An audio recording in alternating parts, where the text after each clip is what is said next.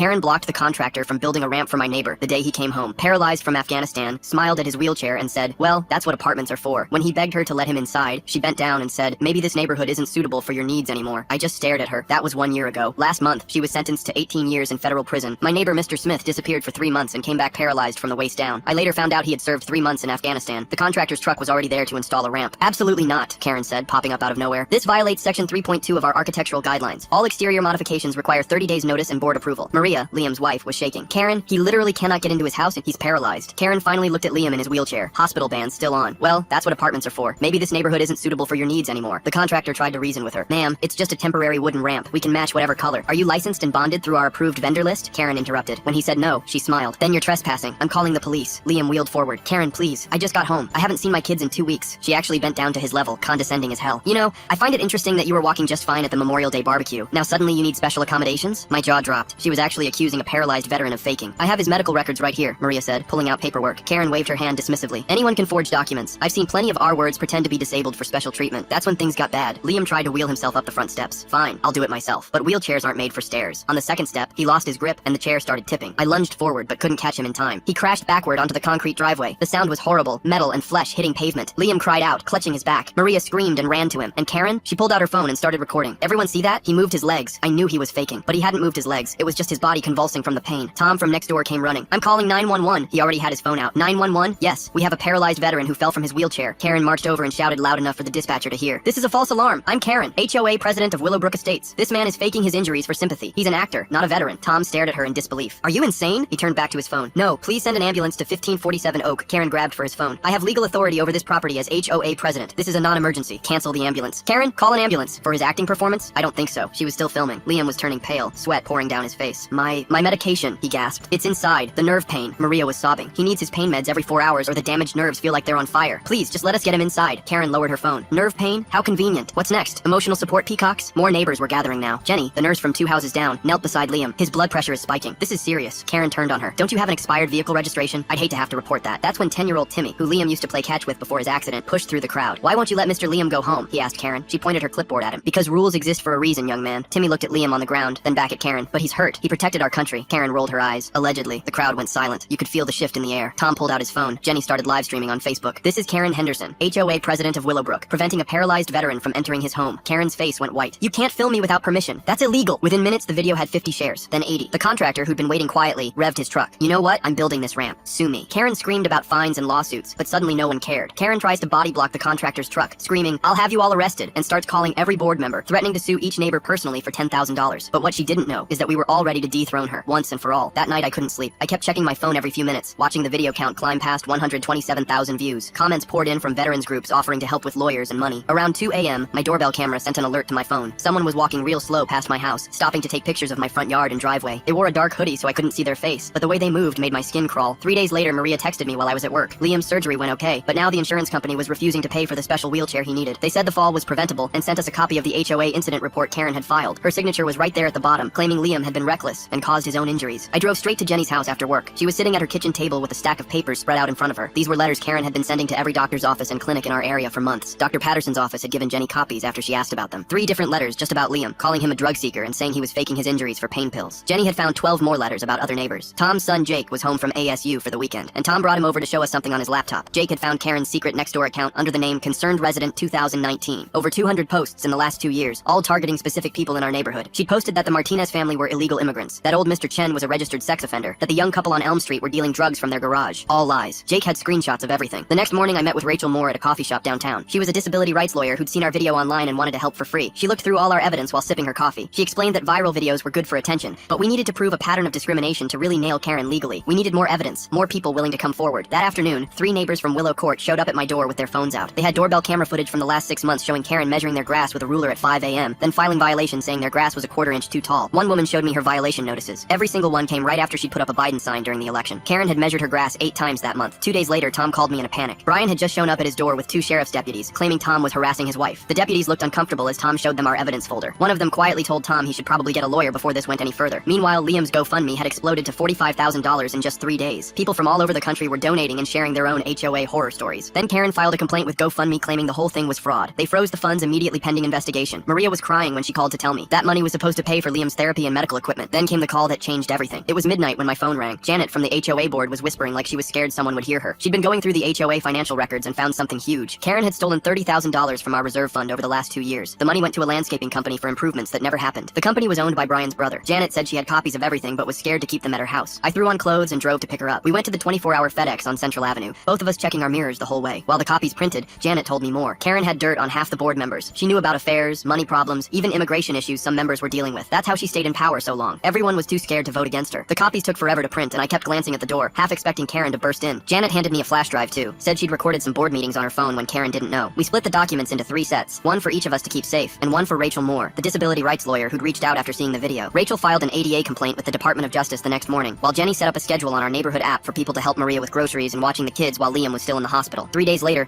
I ran into Karen at Safeway, and she acted like nothing happened, chatting with the store manager about some charity bake sale while her cart blocked the entire wheelchair-accessible checkout lane. She saw me watching and smiled, that same fake smile from the HOA meetings. 2 weeks after the ramp incident, code enforcement showed up on our street with a whole list of violations. There's something oddly calculated about how Karen operates, measuring grass at 5 a.m. and timing her violations right after political signs go up. The way she bent down to Liam's wheelchair level feels rehearsed, like she's done this performance before with other people she wants to intimidate. Tom got cited for his basketball hoop being 6 inches too close to the sidewalk. Jenny's garden shed supposedly violated setback requirements, even though it had been there 15 years. My mailbox was apparently the wrong shade of black. The inspector actually apologized to Tom, said the complaint came from the county supervisor's office, and they had to follow up. Brian's signature was on the paperwork. The local news picked up the story when Jenny's video hit 500,000 views. Reporter Sandra Liu interviewed Liam from his hospital bed, and within 3 hours, Karen's lawyer sent a cease and desist to the station claiming defamation. The station aired it anyway. At the rescheduled HOA meeting, Karen's hand shook while she read from a prepared statement about outside agitators destroying our community values. She announced she'd hired a defamation attorney to sue 43 residents for sharing the video. People started recording her again, and her voice got higher, almost screechy. 3 weeks after everything started, my editor at the Tribune called me into his office. Karen's lawyer had sent a letter threatening to sue the paper if I wrote anything about Willowbrook, and our insurance company was pushing to put me on administrative leave. My editor looked sick about it, but said his hands were tied. Tom found out his homeowner's insurance was getting canceled after Karen filed reports with screenshots of his grandson's skateboard ramp in the driveway, calling it an attractive nuisance that endangered neighborhood children. The insurance company gave him 30 days to find new coverage. I saw Maria sitting in her car outside CVS for 20 minutes one afternoon. Later, Jenny told me Maria's credit cards had been declined, and she couldn't afford Liam's nerve pain medication. She finally called her mother for money, crying with humiliation in the pharmacy parking lot. Jenny got called before the state nursing board after someone filed a complaint saying she practiced medicine without authorization by checking Liam's vitals on the driveway. The complaint included screenshots from the live stream and claimed she'd violated professional boundaries. Meanwhile, Rachel kept digging into the HOA's finances and found something interesting about Brian's brother's landscaping company that supposedly did all our maintenance. The company didn't exist until 2 months after Karen became HOA president, registered in Delaware with no actual employees or equipment. Rachel started tracking payments to this shell company and found over $200,000 had been paid out since Karen took over. A month after the ramp incident, I decided to attend Brian's county commissioner meeting downtown. 3 people showed up wearing matching Support Our HOA t-shirts, and when public comment opened, they all stood together. The first one pulled out index cards and started reading about dangerous elements threatening property values in Willowbrook. The second one read the exact same script with different words, talking about outside agitators disrupting their peaceful community. The third one stumbled over her cards and actually said, "Insert specific example here," before catching herself and making up something about parking violations. I recorded the whole thing on my phone. 2 days later, Liam's new wheelchair finally arrived, but UPS wouldn't deliver it. The driver told Tom that their address had been flagged as hostile in the system, with a note about aggressive residents. Tom had to drive 30 miles to the distribution center in Mesa to pick it up himself, missing half a day of work. The manager there showed him the computer screen where someone had called in multiple complaints about the Smith residents being unsafe for delivery personnel. That same week, I woke up to Maria's screams from across the street. Their orange tabby cat was dead on their doorstep with its neck broken, and a note taped to its collar that said, "Fake heroes don't deserve real pets." Their kids came running out and saw everything before Maria could stop them. The 8-year-old threw up on the lawn while the 6-year-old just stood there shaking. Maria collapsed on the steps sobbing while Liam wheeled himself out and just stared at the dead cat with this blank look on his face. The police came and took photos, but said without cameras or witnesses, there wasn't much they could do. That night I couldn't sleep, so I started digging into Karen's background online. Found an old LinkedIn profile that mentioned she'd worked for 2 other HOAs before Willowbrook. Made some calls pretending to be checking references for a job application and hit pay dirt. A woman in Scottsdale told me Karen had been removed from their board after 18 months for harassment and financial irregularities, but they'd settled out of court with sealed records. Another guy in Tucson said she'd lasted 2 years there before multiple homeowners filed a joint lawsuit that also got sealed. Both mentioned something about missing funds and targeting specific residents until they moved. The next morning, Brian filed an ethics complaint with the state bar against Rachel, claiming she was soliciting clients and practicing law without proper registration in Arizona. Rachel showed me the complaint, which was full of legal-sounding nonsense about reciprocal admission and unauthorized practice. She laughed and said it would get thrown out, but she'd still have to respond formally, which would eat up time she could be using to help us. Then things got really bad. 6 weeks after the ramp incident, 2 FBI agents showed up at Tom's door at 5 in the morning. His son Jake, a computer science major at ASU, had been expelled the day before after an anonymous tip claimed he was involved in cyber terrorism. The tip included screenshots showing Jake had accessed public HOA records from the county website, which they'd twisted to look like hacking attempts. The agents questioned Tom for 3 hours while his son sat in the back of their car. They eventually let Jake go, but said the investigation was ongoing. Tom's wife was crying, and Jake just looked destroyed, kept saying his life was ruined, that no tech company would hire him with this on his record. I reached out to anyone I could find who'd lived in Willowbrook before Karen became president. Finally connected with James Morrison, who'd lost his house to foreclosure 3 years ago ago, after Karen started fining him daily for grass height violations. He met me at a Starbucks in Tempe and told me Karen keeps detailed files on every resident in a storage unit off Baseline Road. He'd seen them during discovery for his lawsuit before he ran out of money for lawyers. Said she had photos, personal information, even notes about people's schedules and weaknesses. He showed me his file that his lawyer had gotten, hundreds of pages documenting every time he left his house, who visited him, even photos of his kids playing in the backyard. The next week, Liam started physical therapy at home, and Karen parked across the street taking photos with a telephoto lens. She sat there for the entire 2-hour session, documenting how long the therapist's van blocked part of the sidewalk. The therapist noticed and closed the blinds, but you could still see the camera flash going off. Liam told me later the therapist almost quit right then, said she didn't need this kind of hassle. Then came the real shock when Jenny got arrested at the hospital where she worked. Karen had provided evidence to the police that Jenny had embezzled the missing HOA funds, complete with forged bank statements and doctored emails. The evidence looked professional, like someone had spent serious money making it believable. Jenny spent 18 hours in custody before her lawyer could prove she didn't even have access to those accounts. But the damage was done. The hospital suspended her pending investigation, and her name was all over the local news. I met Rachel at a diner way out in Gilbert where Karen wouldn't have people watching. Rachel had been doing her own research and discovered Karen had sued 12 different people over 5 years, always settling with strict NDAs. She pulled out a legal pad covered in notes and said Karen was building towards something bigger. 2 months after the ramp incident, my phone buzzed with a message from someone named Patricia Hoffman, who'd found me through the viral video comments. She said she'd been Karen's victim in Tucson 5 years ago